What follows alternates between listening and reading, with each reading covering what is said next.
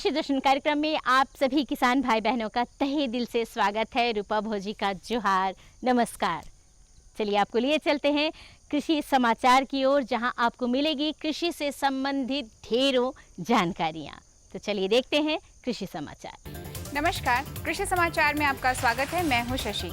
आइए देखते हैं आज कृषि समाचार में क्या है खास। झारखंड के मछली पालक ले सकते हैं मत्स्य फसल बीमा योजना से लाभ। बाजार में सब्जी फसलों से अच्छी कीमत लेने के लिए जरूरी है सही समय पर तुड़ाई। गेंदा फूल के बेहतर उत्पादन के लिए लगाएं उन्नत प्रभेद पूसा बसंती। अब समाचार विस्तार से। मछली पालन के विकास के लिए मत्स्य विभाग झारखंड सरकार द्वारा कई कल्याणकारी योजनाएं चलाई जा रही हैं। इनमें से एक है मत्स्य फसल बीमा योजना। इस योजना के तहत राज्य में मछली फसल के बीमा के लिए प्रीमियम की आधी राशि राज्य सरकार वहन करेगी और आधी राशि लाभुक स्वयं वहन करेंगे। राज्य के मछली पालक इस योजना से लाभ लेने के लिए अपने जिला मत्स्य कार्यालय से संपर्क स्थापित कर इस संबंध में विस्तृत जानकारी प्राप्त कर वहीं आवेदन दे सकते हैं। जो किसान सब्जी फसलों की खेती करते हैं वो सही समय पर तुड़ाई करके उससे बाजार में बेचें तो उन्हें अच्छी कीमत मिलेगी। किसान भाई इस बात का ध्यान रखें कि सब्जियों में रेशे की मात्रा अधिक रहने से बाजार में उसकी मांग घट जाती है और तुड़ाई में विलंब होने से फलन कम हो जाता है। भिंडी फसल में हर एक तीसरे दिन फल तोड़ना चाहिए। खीरा, नेनुआ और कद्दू जैसे सब्जियों को भी नाजुक रहने पर ही तोड़ना चाहिए। रबी मौसम में यदि तापमान बढ़े तो सब्जी फसलों में फोर फ्लाइज और पोर बोरर कीट लगने का खतरा बढ़ जाता है। इससे बचाव के लिए फेम दवा से घोल बनाकर छिड़काव करें। जबकि ठंड खत्म होने पर तुड़ाई के समय पाउडरी मिल्ड्यू रोग से बचाव के लिए हेस्काकोनोजोइन या ट्राइकोड्यूमार्क दवा का उपयोग करें। अगर आपका तापमान बढ़ रहा है तो उसमें आप में जो पोर्ट फ्लाइज हैं, पोर्ट बोरर्स हैं, उनका प्रकोप होगा। तो उसके लिए आप फलियों को बचाने के लिए आप फ्लूबेंडामाइड जो फेम के नाम से मिलता है उसको 1 ml को 3 लीटर पानी में मिला करके उसका छिड़काव करें। जैसे ही सर्दी के बाद में तापमान बढ़ना शुरू होगा, आपकी 2-3 जो आपकी फली तुड़ाई का समय रहेगा उस समय पाउडरी मिल्ड्यू बीमारी का बहुत प्रकोप होगा। तो उससे बचाव के लिए उस समय आप हेक्साकोनाजोल 1 ml को 1 लीटर पानी में या ट्राइड्यूमार्क 1 ml 2 लीटर पानी में मिला करके आप बचाव के लिए पहले से ही छिड़काव शुरू करें। किसान भाई, आप गेंदा फूल की खेती से अच्छी आमदनी प्राप्त कर सकते हैं। राज्य के जो किसान गेंदा फूल लगाना चाहते हैं वे नवंबर तक फसल लगाने का काम कर सकते हैं। गेंदा फूल के बेहतर उत्पादन के लिए उन्नत प्रभेद पूसा बसंती या पूसा नारंगी लगाएं। गेंदा फूल की खेती के लिए वैसी दोमट मिट्टी वाले खेत का चुनाव करें जिसका पीएच मान 7 के आसपास हो और उस खेत में जल निकास की अच्छी व्यवस्था हो। बुआई में 1.5 किलोग्राम बीज प्रति हेक्टेयर की दर से लगाएं। इससे अफ्रीकन प्रजाति के गेंदा की बुआई में कतारों और पौधों के बीच 20 से 20 सेंटीमीटर की दूरी रखें। फ्रेंच प्रजाति के गेंदा की बुआई में कतारों के बीच 40 सेंटीमीटर और पौधों के बीच 30 सेंटीमीटर की दूरी रखें। झारखंड में गेंदा फूल के बेहतर उत्पादन के लिए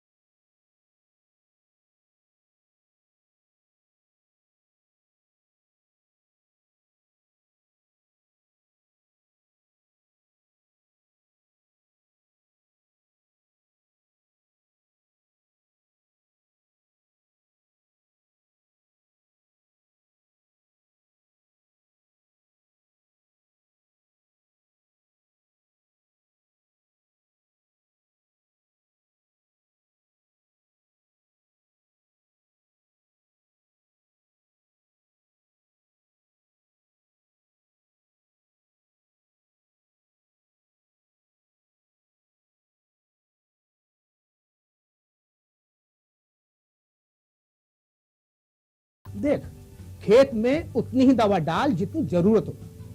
याद रखो, कीटनाशक जहरीले होते हैं। डिब्बे पे लिखी सूचना के हिसाब से ही दवा डालनी चाहिए। पहले फेरोमोन ट्रैप, फ्लाइट ट्रैप, मित्र कीट, जैविक कीटनाशक आदि का इस्तेमाल करें। जरूरत पड़ने पर ही रासायनिक कीटनाशक का इस्तेमाल करें। छिड़काव सुबह या शाम दस्ताने, मास्क और पूरी आस्तीन वाले कपड़े पहनकर करें। हवा की दिशा में छिड़काव करते हुए पीछे जाएं। दवा के डिब्बे, छिड़काव यंत्र सुरक्षित जगह पर रखें। अब कुछ समझे क्या? हाँ, समझ गया मेरी रानी। अब ना करो नादानी। इसने पिला दिया ना तुझे पानी। विराम के बाद एक बार फिर से स्वागत है आप सभी किसान भाई बहनों का।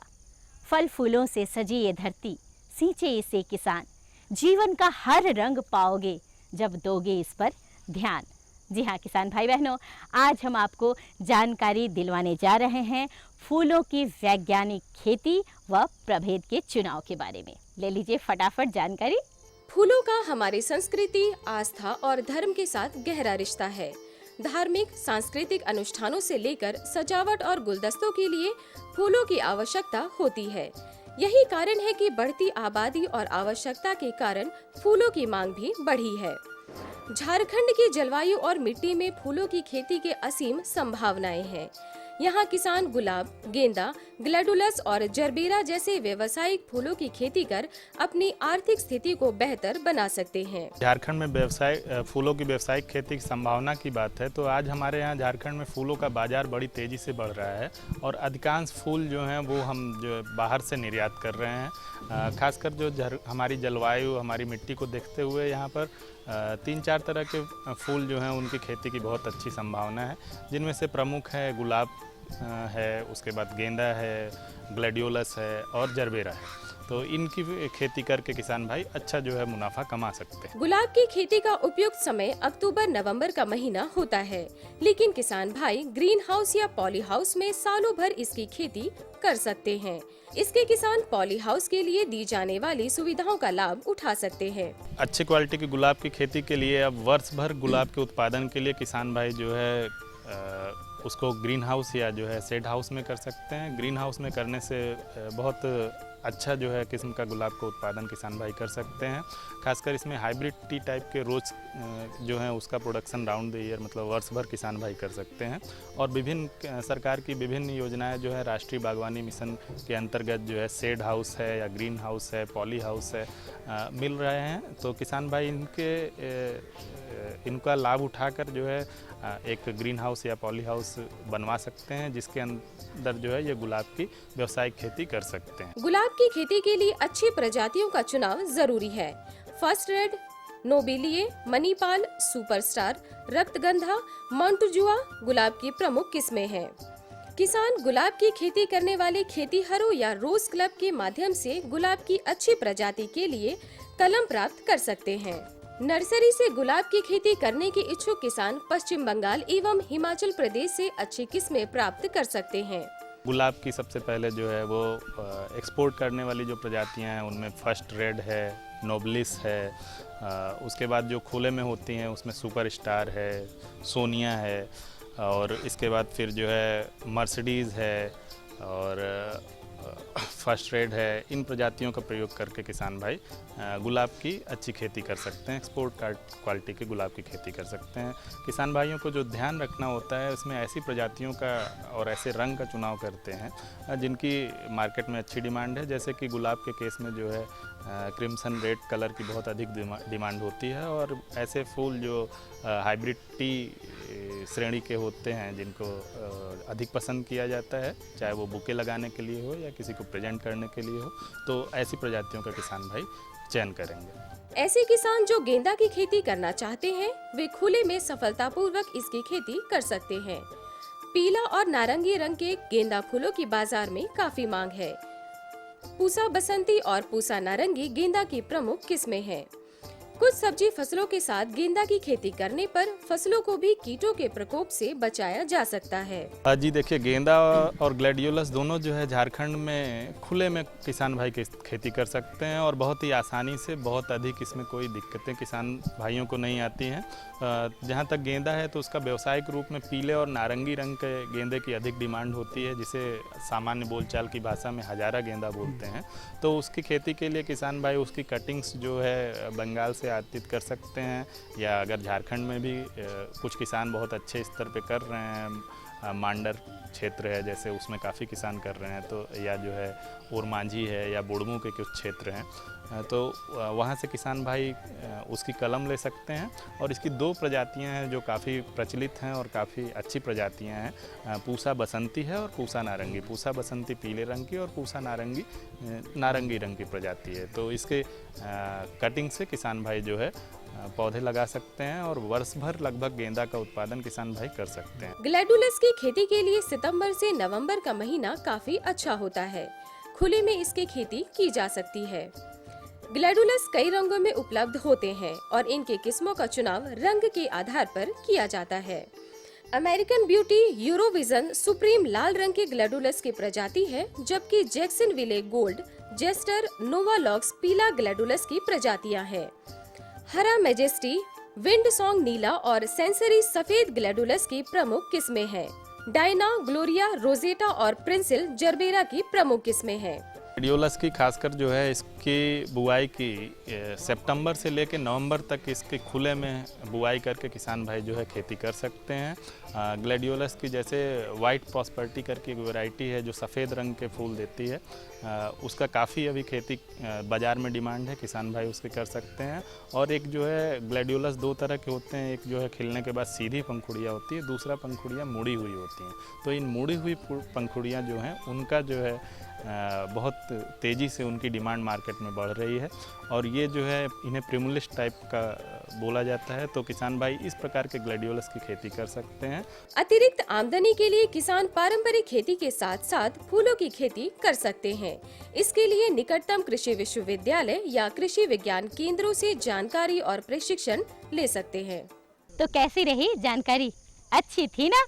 ले लेते हैं एक छोटा सा नन्हा सा प्यारा सा विराम। अरे कहीं जाइएगा नहीं, हम तुरंत हाजिर होते हैं।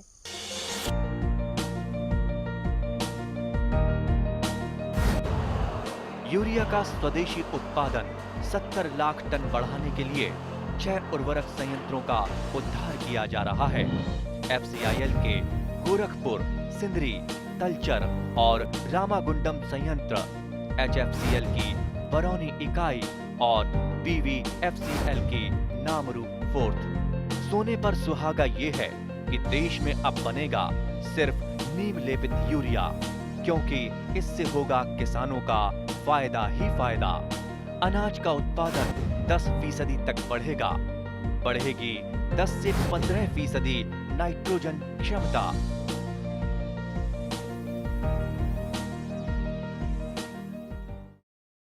विराम के बाद एक बार फिर से स्वागत है आप सभी किसान भाई बहनों का। अगली जानकारी हम आपको कौन सी देने वाले हैं, क्या आपको मालूम है? नहीं मालूम है ना? जी हाँ, बहुत महत्वपूर्ण जानकारी आज आपको हम दिलवाने जा रहे हैं।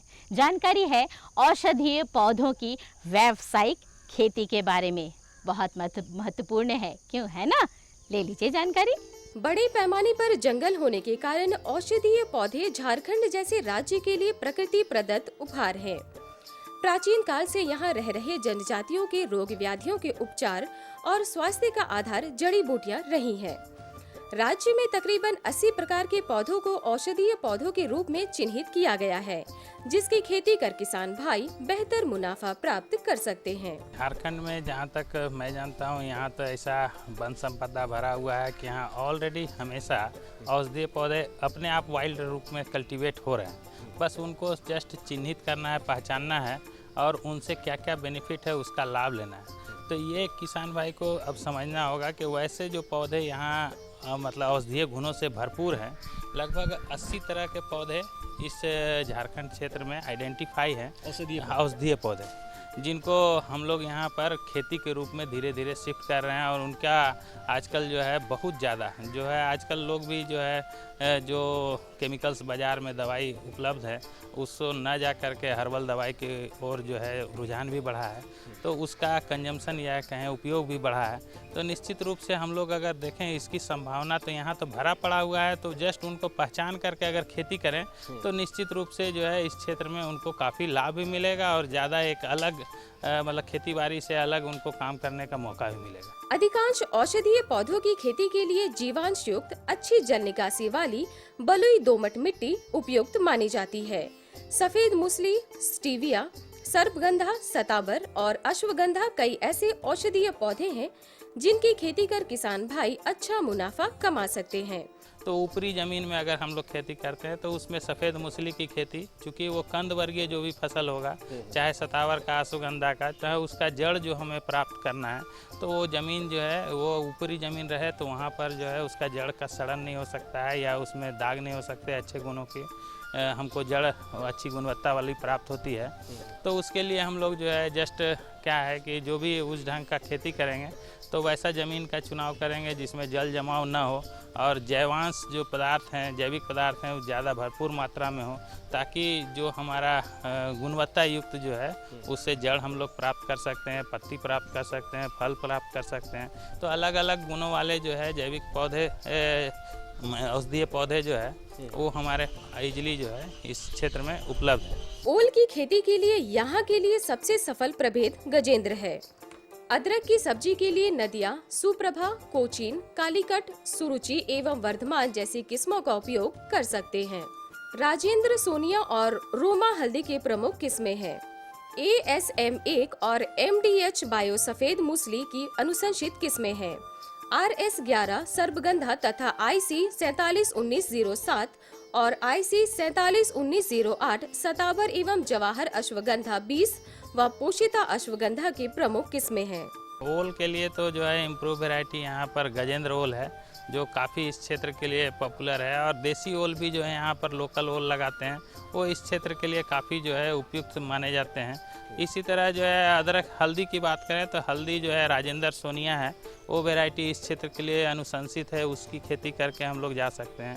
अगर अदरक के लिए देखते हैं तो अदरक में जो है कालीकट है, मरान है, नाडिया है, कोचीन है, ये सब जो है हम लोग काम कर सकते हैं। आपका अश्वगंधा है तो उसमें जवाहर अश्वगंधा जो है इस क्षेत्र के लिए काफ़ी अच्छा है।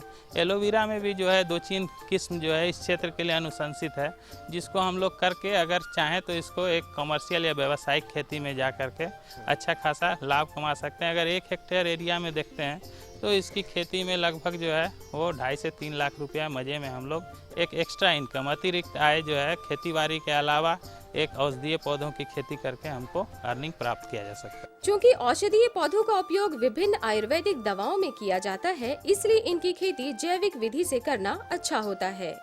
फसल लगाने से पहले मिट्टी की जांच अवश्य करा लें और आवश्यकता के अनुरूप जैविक खादों का संतुलित उपयोग करें। तो हमको इसमें विशेष रूप से यही ध्यान देना होगा कि जो इसकी गुणवत्ता है इसके लिए संतुलित जो है पोषक तत्वों का अगर हम व्यवहार करते हैं तो जो गुणवत्ता उत्पाद में आनी चाहिए वो गुणवत्ता हमको प्राप्त करना है। तो इसके लिए मिट्टी जांच करेंगे और उसके बाद जो है जो पोषक तत्व की जितनी आवश्यकता है उसको उसमें जब खेती करने से पहले हम खेत में डाल देते हैं। जो जैविक पदार्थ की जो है मात्रा है वो डालते हैं और कोशिश करें कि इसमें जो है हम लोग रासायनिक दवा का व्यवहार न करें, क्योंकि ये डायरेक्ट जो है किसी न किसी रूप में कोई दवा के रूप में इसका व्यवहार होगा तो वो हमारे जो है स्वास्थ्य को ये हानि पहुंचाएगा। विगत कुछ वर्षों से लोगों का आयुर्वेद की ओर रुझान बढ़ा है, जिस कारण ऐसी फसलों का विपणन एवं खपत का रास्ता काफी आसान हो गया है। कंपनियों के साथ साझा व्यापार या खुद के प्रसंस्करण मशीन की सहायता से इसका फसलों का बेहतर विपणन किया जा सकता है। बहुत सारी जो है मल्टीनेशनल कंपनियां इस क्षेत्र में आई हुई है। अभी तो सब लोग जानते हैं पतंजलि जो है वो इस क्षेत्र में काफ़ी उनका उत्पाद जो है बाज़ार में आ रहा है। इसके अलावा डाबर का है या और आपका जो है बहुत सारे ऐसे बड़ी बड़ी कंपनियां हैं, मल्टीनेशनल कंपनियां हैं जो इस क्षेत्र में आ रही है। अगर लार्ज स्केल एरिया में अगर किसान भाई करेंगे तो बहुत सारे ऐसे एड्रेस हैं, हमारे पास भी हैं और आसपास जो है बिरसा कृषि विश्वविद्यालय में, उनसे आप सीधा अगर संपर्क करें तो आपका उत्पाद को वो डायरेक्ट जो है वो प्राइमरी प्रोसेसिंग करने के बाद अगर सुखा लेते हैं, रख लेते हैं तो उनका जो है वो मतलब बाज़ार भी मिल जाएगा और नहीं तो अगर ज़्यादा बड़ा क्षेत्र में है तो एक प्रोसेसिंग यूनिट लगा करके स्वयं जो है इसका एक ब्रांडिंग करके यहाँ पर घृत कुमारी के ये लोकल भी बाज़ार हैं बहुत सारे, जिनको जो है आप वहाँ पर भी बिक्री करके इससे जोड़ सकते हैं, लाभ कमा सकते हैं। औषधीय पौधों के उत्पादन हेतु प्रशिक्षण व तकनीकी जानकारी के लिए किसान बिरसा कृषि विश्वविद्यालय रांची, दिव्यायन कृषि विज्ञान केंद्र अथवा वन विभाग के अधिकारियों से संपर्क कर सकते हैं। जानकारी की बात है तो यहाँ बगल में बिरसा कृषि विश्वविद्यालय है, जहाँ पर औषधीय पौधों की बगीचा भी है, उसकी जानकारी भी दी सकती है। बगल में आपका पेटरवार है, जहाँ पर फॉरेस्ट विभाग का बहुत सारा मेडिसिनल नर्सरी है। हमारे यहाँ भी जो है इसकी प्रशिक्षण की व्यवस्था है। जो भी कृषक बंधु आते हैं या उसको हम लोग करते हैं। झारखंड सरकार में भी जो है इसका यहाँ डिपार्टमेंट है, जहाँ पर मेडिसिनल पौधे की, औषधीय पौधे की पूरी विस्तृत जानकारी दी जाती है। इच्छुक किसान अगर संपर्क करते हैं तो औषधीय पौधे की असीम संभावना है और इसको करके वो एक जो है रोजगार में नया आयाम भी वो दिखा सकते हैं, कर सकते हैं, प्राप्त कर सकते हैं। तो कैसी लगी जानकारी? अच्छी थी ना? अब फटाफट कागज और कलम निकाल लीजिए। अजय, पता नहीं है क्यों? हमारा पता जो आपको नोट करना है ताकि आप अपनी सुझाव और समस्या हम तक लिखकर भेज सके। हमारा पता है कार्यक्रम कृषि दर्शन, कृषि प्रकोष्ठ, द्वारा केंद्र निदेशक, दूरदर्शन केंद्र, रातू रोड, रांची, पिन संख्या 834001। तो हमें रहेगा आपके खतों का बेसब्री से इंतजार। लिखना बिल्कुल मत भूलिएगा। अब मुझे और मेरी पूरी टीम को दीजिए इजाजत। नमस्कार।